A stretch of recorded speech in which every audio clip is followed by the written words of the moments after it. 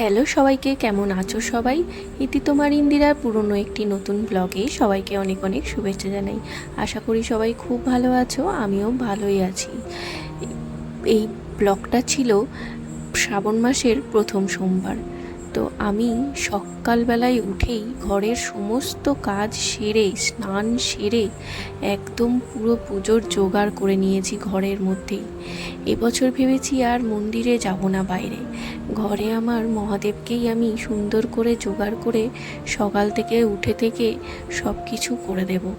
তো দেখতেই পাচ্ছ আমি ঘরের মধ্যে খুব সুন্দর করে জোগাড় করে নিয়েছি, আর শাড়িও পরে নিয়েছি। বেশ অনেক দিন পর আমি একটু শাড়ি পরলাম, খুব ভালো লাগে শাড়ি পরতে, বিশেষ করে এই পুজো টুজোর সময় তো আরোই ভালো লাগে। তো ওই জন্য সকালবেলায় সমস্ত কাজ সেরে আগেই ভেবে নিলাম পুজোটা সেরে নিই। তো ঘরের কাজ সেরেই আগে স্নান সেরে আগেই রেডি হয়ে এখন সুন্দর করে সেজে গুছেও নিয়েছি। সমস্তটা করতে আমার বেশ সময় লেগেছে। তারপরেই এই যে দেখো, মহাদেবকে নিয়ে আমি একদম সুন্দর একটা সেপারেট জায়গায় বসে পড়েছি। যেহেতু আমার ঠাকুরের আসনটা অনেকটাই স্পেস কম, তো এইভাবে জোগাড় করে দেওয়াটা সত্যিই খুব অসুবিধার। প্রথমে না মেঝেতেই, সামনে ঠাকুরের আসনের সামনে মেঝেতেই সুন্দর করে মুছে টুছে জোগাড় করেছিলাম।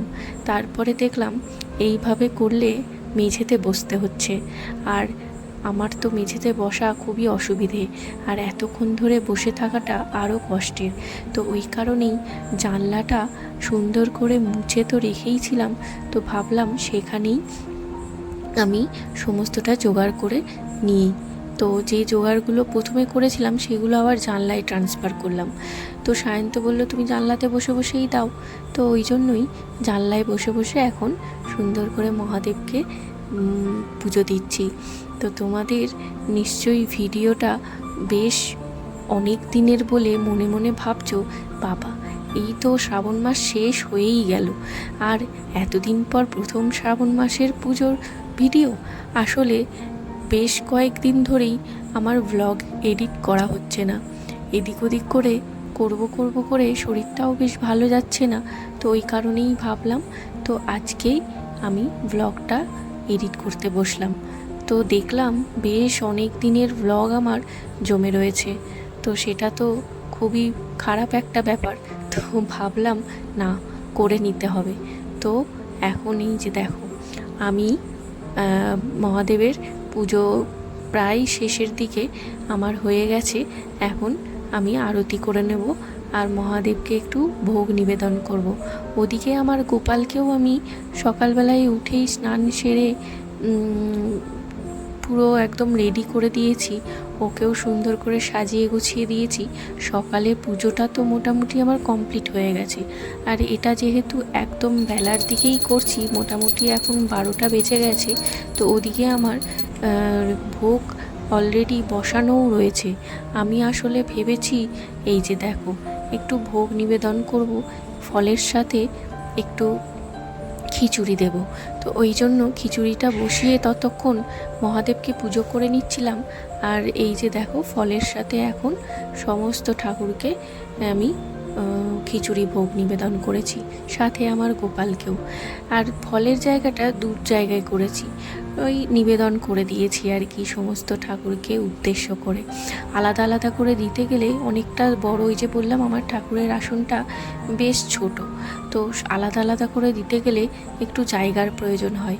তো ভাবলাম এইভাবে একটার মধ্যেই সবাইকে দিয়ে দিই নিবেদন করে সমস্ত ঠাকুরকে। যাই হোক, এখানে মা তারা, তারপর লোকনাথ বাবা, সাই বাবার যে আলাদা মূর্তিটা রয়েছে সেখানে সমস্ত আলাদা করে দিয়ে দিয়েছি। আর এই যে দেখো কত সুন্দর লাগছে আমার মহাদেবকে আজকে, তাই না? আমি সুন্দর করে আজকে মহাদেবকে পুজো দিয়েছি মন ভরে স্নান করিয়ে। এই যে মহাকালের ছবিটাতেও পুজো দিয়েছি। যাই হোক, চলো এখন এটা সায়ন্তর খাওয়ার, সায়ন্তকেও খিচুড়ি দিয়েছি আর একটু পাঁপড় ভাজা, বেগুন ভাজা করে দিয়েছিলাম দুপুরবেলায়।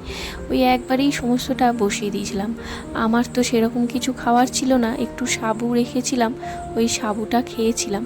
আর এখন গোপালকে সন্ধেবেলায় ভেবেছি একটু ক্ষীর বানিয়ে আমের সাথে মিক্স করে একটু সাবু মেখে দেব। তো ওইটাই এখন বিকেলে বসিয়ে দিয়েছি। দেখো কত সুন্দর ক্ষীর হয়ে গেছে, আর ক্ষীরের ওপর আমি একটু আম মেখে সাবু মেখে সুন্দর করে দুই গোপালকে রাতের খাবারটা দিয়ে দিলাম। এরপর সন্ধেটা দিয়ে দেব। তারপরেই আমার আজকের মতো প্রথম শ্রাবণ মাসের পালন কমপ্লিট। তো যাই হোক, চলো আজকের মতো পুজো তো কমপ্লিট হলো। তোমাদের কেমন লাগলো আমার পুরো ব্লগটা জানিও। অবশ্যই ভালো লাগলে একটা লাইক করো। সবাই খুব ভালো থেকো, সুস্থ থেকো, সাবধানে থেকো। দেখা হবে আবারও পরের ব্লগে।